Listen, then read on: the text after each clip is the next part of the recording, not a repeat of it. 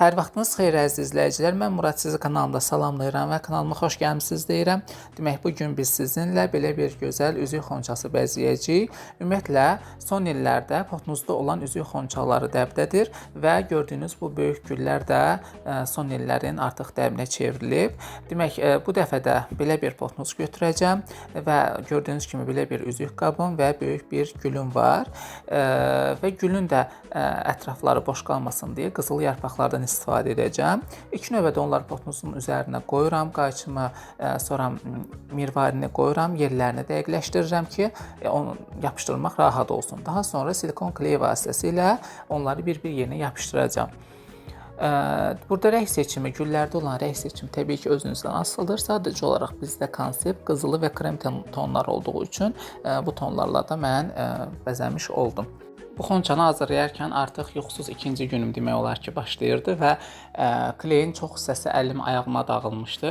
Gecənin bir yarısı isə qışqırığım artıq bütün evi tuturdu. Videoda bu hissəni sildim ki qorxub kanaldan qaçmayasınız. Amma əsas odur ki nəticədə gözəl bir xonça alındı. Yəni silikon kley ilə işləyərkən sizə də nə qədər yuxulu da olsaz, yorğun da olsaz diqqətli olmanızı məsləhət görürəm.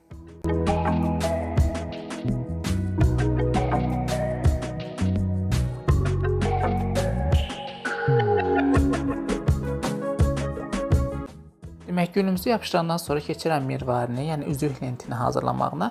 Üzük lenti əslində burada rəngi ağ olduğu üçün ağ fonda bu tam yaxşı görünmüyor.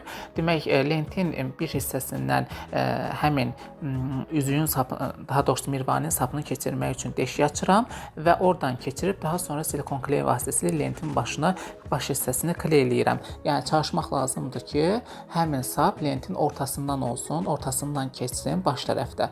Çünki elə daha səliqəli görünür. Daha sonra isə onun da üzərini örtmək üçün bantik vuracağım. Ümumiyyətlə bantikin hazırlanmasını bütün videolarda demək olar paylaşmışam izahlı şəkildə və həmçinin ayrıca bir videosu da var. Kanalıma videolar listəsinə daxil olub aşağıya düşsəz birinci, ikinci videoydu. Oradan da ətraflı izləyə bilərsiniz. Bantikləri də yapışdıracağım. Ondan sonra isə üzük xonçası, daha doğrusu üzük qayçısını bəzəyəcəm. Onun üçün də böyük bir bantik hazırlayacağım. Bantikləri hazırlayarkən atlas lentdən, orqanza lentdən və rips lentlərindən istifadə etmişəm. Və xonçanı gecə hazırlayırdım. Onda əlimdə qaşlar yox idi.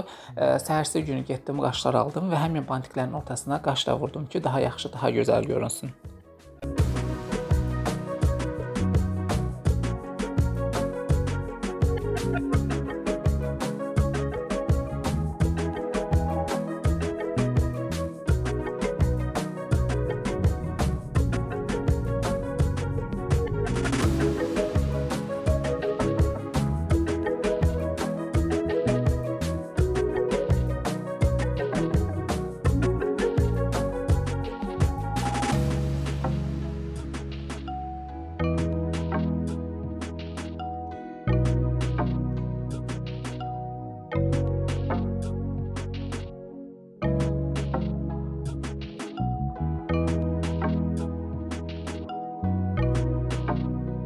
Və beləliklə sadə bir üzük xonçası alındı və burada gülün qırağında boşluq var idi. Orada başqa cür qızılı yarpaqlar var ki, əlavə elədim ki, boş yaxşı görünmürdü.